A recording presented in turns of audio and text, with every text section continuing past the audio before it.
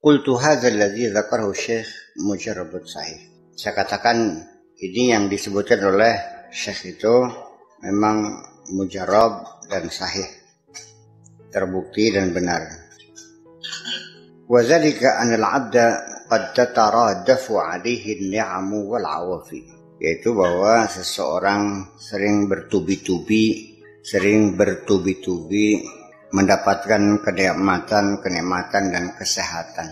Karena saking seringnya mendapat kenikmatan itu, fala ya'rifu qadraha, sehingga dia tidak mengerti tentang nilai daripada kenikmatan itu sendiri. Tidak bisa memahami, tidak bisa mengenali akan nilai kenikmatan itu. Fala ta'zumu 'indahu kulla ta'zim, dan tidak besar menurut dia. Artinya dia tidak mengagumi, tidak membesarkan, tidak melihat besar nikmat itu. Ya biasa-biasa saja. Faiza salabaha, ketika dicabut kenikmatan kesehatan itu, waduriba bil bala atau wadaraba bil bala, lalu dia dikenakan belai, wal auja, dan juga sakit, dari mulai encok, sakit gigi, puyeng, batuk, TBC dan sebagainya, wal masaib, dan berbagai musibah, fahina idzin ya'rifu qadral afiyah. Ketika itulah dia baru mengerti betapa berharganya makna kesehatan itu. Sementara kita tiap hari sehat, dia tidak mampu menghargai kesehatan. Ya, itulah kita semua tuh seperti itu.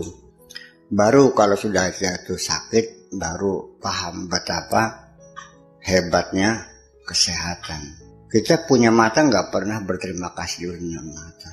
Begitu orang itu dicabut kemampuan melihatnya dan dia menjadi buta, baru sadar betapa gelap gulitanya dunia ini. Kenikmatan itu sadarnya ketika dapat dan ketika hilang. Di antara dapat dan hilang, berapa puluh tahun pun masanya, dia nggak sadar punya kenikmatan itu. Ya, saya kira mungkin oleh karena itu maka Anda juga perlu dikasih sakit, bahwa Anda perlu sakit supaya sadar. Ketika setiap orang menanam padi selalu jadi, dia tidak akan berterima kasih. Suatu ketika harus sekali-kali dibikin gabung padinya supaya sadar ya. Ya, makanya jadi menurut kami bahwa musibah penyakit juga ya nikmat juga ujung-ujungnya. Yang dilingakan sih. Ya, jadi fahina idzin ya'rifu qadral afiyah. Ketika itulah setelah dia mengalami sakit, baru dia mengerti betapa pentingnya kesehatan itu. Selama ini kadang-kadang kesehatan dikorbankan untuk mencari materi. Bekerja non-stop, livernya kenakan. Baru dia sadar bahwa harta yang dikumpulkan nggak ada artinya dengan kesehatan itu. Jadi ujung-ujungnya sekali lagi, dan ini sering saya katakan bahwa sesungguhnya faktor yang paling substantif dalam kesehatan itu, saya kira tentunya kesehatan juga. Paham bisa mungkin ini? Lah kenapa kau bikin kacau hatimu?